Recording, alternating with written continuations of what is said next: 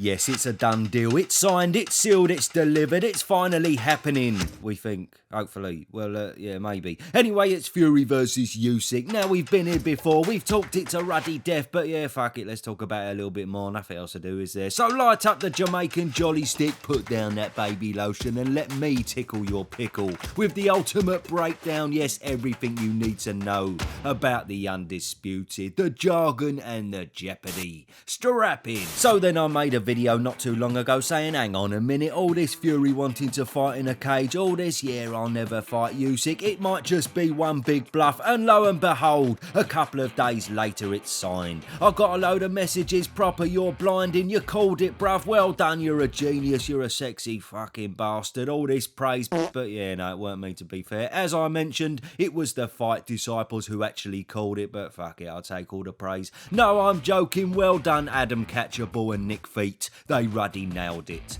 But before we get into the fight, let's spread open the beef curtains of this fiasco and look a little deeper, because you can't deny the timing is a little bit suspicious, bruv, and many people still aren't totally convinced. What were your thoughts when you first heard that this fight had been made? No, it ain't happening. That fight is not happening. So the backlash towards Fury and Ngannou has obviously been heavy, but now with the Usyk fight signed and tipped to be less than a couple of months later, all of a sudden there's a lot of intrigue. For one, will Fury come out of it unscathed and injury free? 2, will he try to destroy Ngannou or coax to a points victory in order to preserve himself for the December bout? And 3, some fans will even be thinking, what if Ngannou actually knocks him out? Then what happens to the undisputed? Well, in regards to number 3, as the absolute sorts that I try chatting up in nightclubs would say, it ain't gonna fucking happen. But yes, there is an element of intrigue on the other points, not to mention of course simply how will Fury look in his performance. But yes, rightfully so, many are sceptical, and if this is all a ploy to get eyes on the Ngannou fight, then you can't deny it is a work of marketing genius from Frankie Boy. However, this time round, it does appear to be the real deal. It does appear that Krasiak is on board, Usyk himself is on board, and equally importantly, that double excellent turkey is on board. The man in charge of the financials, the man in charge of paying Fury 100 million or 200 fucking billion trillion, fuck knows, it changes with every news outlet. But yes, the man with the money is saying it's done. And come on, how could Fury, who ruddy loves a pound note, possibly walk away from this insane amount of dollar? The purse will never ever be bigger, and the timing as well as the positioning of both men will never be more perfect. One thing that is in doubt, however, is the date. It's been tipped for the 23rd of December. Now the skepticism here is that with less than 2 months to go after the Ngannou fight, this would require Tyson to do back-to-back camps, to go from sparring big orthodox punchers straight into small southpaw technicians, not to mention having to travel back and forth to Saudi for family and media obligations, adjusting to conditions, no rest at all. It just seems a bit much to ask for. And let's be honest, Eddie mentioned the 23rd of December for the Eubank Ben fight. Sir Frank probably thought, aye, I've got an idea, let's stitch up old Edward, that'll be a fucking giggle, and bosh, it's done exactly that. So what is more likely is nearer February or March, just before Easter time, which will make Conor Ben happy because he gets the fight in December and he can watch the Fury Usyk fight, and he likes Easter, don't he? But yes, nearing the end of the Riyadh season, which will give Fury enough prep, it allows for a bigger build up and it closes the famous festival, so surely that's a no-brainer. So now the big question is, what Fury do we see in this relatively pointless Ngannou fight? Well, considering it's not on BoxRec, even though it's being billed as a real fight, at the end of the day, it's an exhibition, innit? I mean, is there a no knockdown rule? Will they use 16-ounce gloves? We simply don't know. But whereas Mayweather-McGregor was a real fight in which McGregor turned pro for it and is clear to see on BoxRec, Mayweather-Logan Paul, for instance, was an exhibition, and Mayweather just held him up for the duration of the fight so as both men made it to the final bell. Don't be surprised to see something similar here. On top of this, what would Fury gain from sparking out Ngannou in one round, when soon after he'll be going up against a great technician like Usyk? A fight that has potential to be a long drawn out chess match. Is it not in Fury's interest to get the rounds in, trying out certain things, concentrating on movement, giving them little footballs on his back a little fucking workout? Yes, this may be much more worth his while, but we'll have to see on that one. So what about the actual fight then, eh? What's gonna go down? Well, let's look at it from both sides. So it's no secret that Fury is tipped as the favourite, and many famous faces of the boxing world would agree. We've got the likes of Spencer Oliver, Simon Jordan.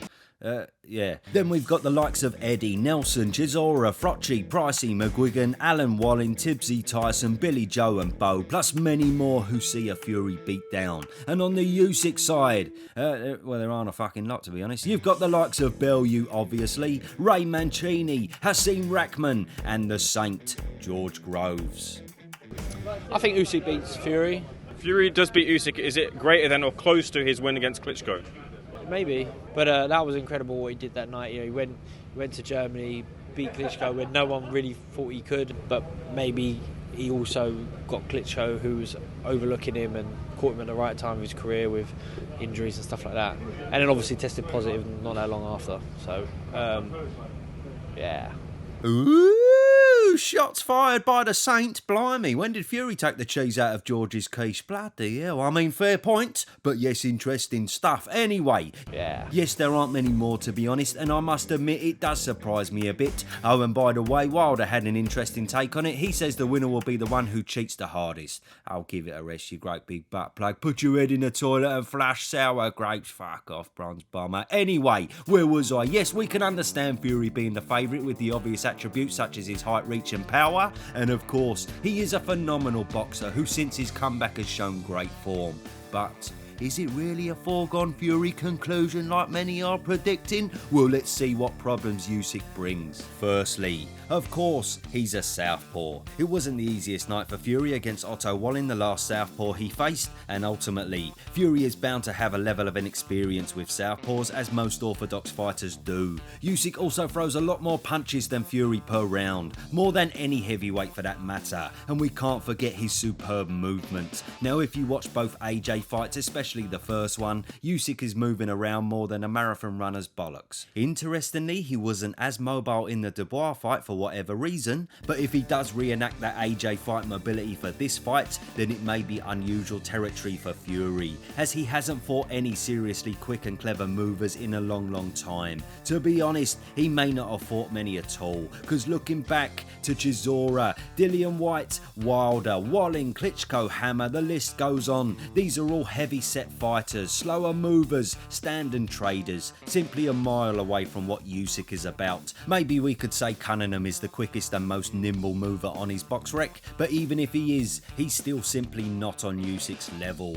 So yes, these things could cause problems for Fury. Now of course he's pulled off some great wins over the past few years, but maybe due to weight, maybe due to age, he's pulled off great wins as a more stand and trade fighter himself. Which has been great to see, by the way, because he now gives us showreel knockouts. Definitely better to watch than the Klitschko fight or both Chisora fights or that decision win against Kevin Johnson. Fucking hell, that was gripping. But anyway, with this new stand and trade method, you never know, this could play into Usyk's hands a bit, allowing him to use his incredible footwork and move around the more static Fury. I mean, does Fury have the footwork he used to have? And don't forget, this movement could also wear the big man out, which leads us on to gas tanks. Now obviously both men have got great gas tanks, but purely based on Usyk's smaller frame, based on his cruiserweight years, you've got to say the Ukrainian has the slight edge with a better engine. Or put it this way, a better engine while still maintaining a lot of movement throughout the fight. And you never know, Fury keeps putting on that weight between fights lately that could one day catch up with him,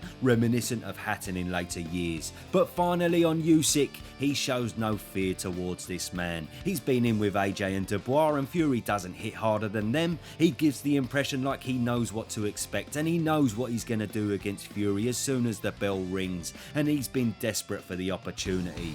I'm going to get some shit from Fury fans for that one. But yes, come on, we all know he has, and that desperation shows he is very confident of winning this fight.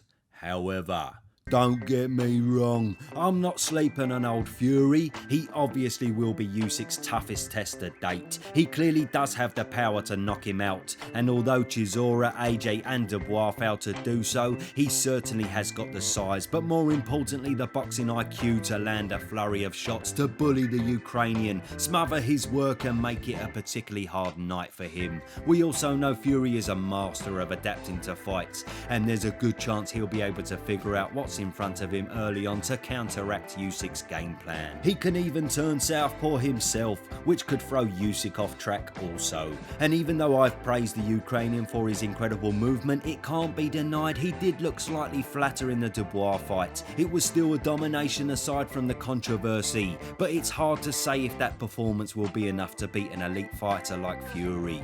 And just to counteract the gas tank argument I made earlier, there is also the potential of Fury draining Usyk over the course of the fight. With the constant bullying and the pressure he can bring, AJ couldn't do it, but we know Fury can.